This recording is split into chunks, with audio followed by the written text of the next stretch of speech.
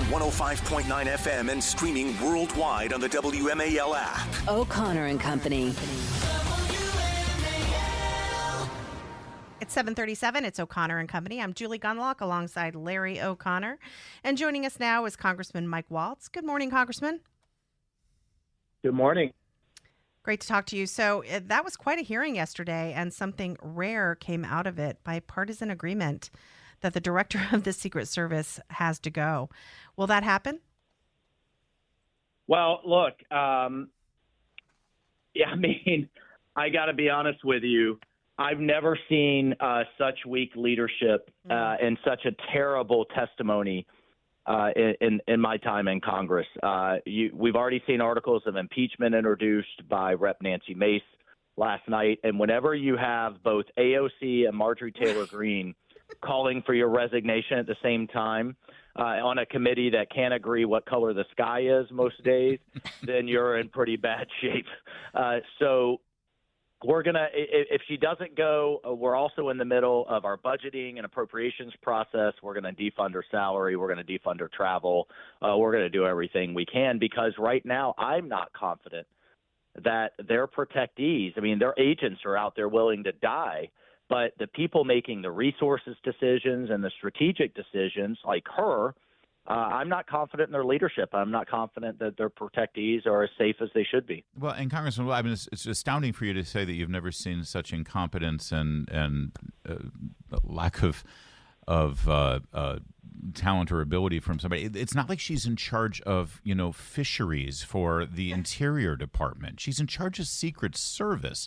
And you're a clear-eyed guy, and you tend to sort of deal with facts, and you don't go too far over the edge. But at this point, can you rule out, Congressman Waltz, based on the testimony and the evidence that you have seen, can you rule out that the events and the decisions that were made on July 13th were not deliberate, that people purposely overlooked that building and allowed this man to do what he did? Is there enough evidence to rule that out? We can't rule anything out at this point, and that was my main point to her. She should have been the first to the microphones the day after the assassination attempt, get on the ground, walk the ground, talk to the agents eye to eye, talk to local law enforcement, and do a press conference reassuring the public a full investigation, full transparency. Her and the FBI should have been doing daily press conferences, because in this absence of information is when all this speculation starts. Right. And when one thing that did come out is, the local field offices, in this case Pittsburgh, send kind of reinforcements to the core protective detail. They sent 12 to Dr. Jill's event and only 3 to President Trump's large outdoor rally with a very heightened threat profile, not just domestically, but also from Iran. So is this, I don't know, if this is the right term, but is this weaponization by denial of resources? Now, I don't want to ascribe motive on, I know his protective detail, and they literally, as you saw, would die for that man, but you need drones, you need overhead, you need technical assistance.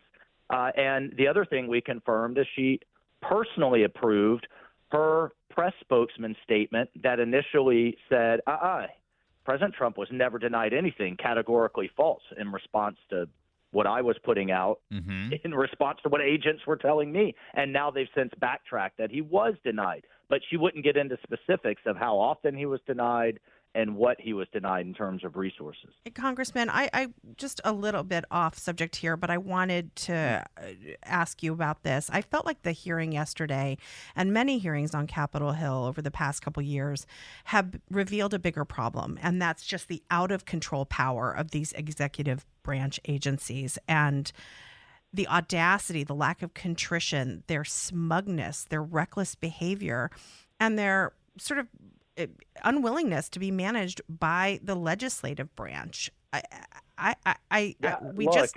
Go ahead. Well, I take it even more than that. They're not accountable to anyone. Yeah. And you have a total lack of accountability, particularly in this administration. And this is what I pointed out to her.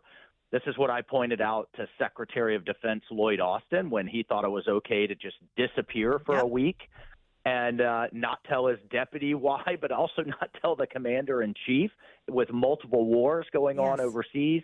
I mean, we had the worst withdrawal since Saigon. I would argue even worse than Saigon. Zero accountability, no firings, not even a lateral transfer, not even admission we were wrong. And so and the rest of us, I'm accountable every 2 years to the voters, and everybody else I know gets fired for things if they do things like these bureaucrats do. So, no, you're spot on. And this is why come November, when President Trump wins, he's got to have people around him that are willing to clean house. Well, because the American people are demanding it. That's right. I assure you, the Democrats in the legislative branch of government will have a newfound respect for oversight and enforcement if Donald Trump is running the executive branch. Congressman Mike Waltz, we got to leave it there. It's always a good conversation, and I appreciate the work you did yesterday in that hearing. Thank you. It's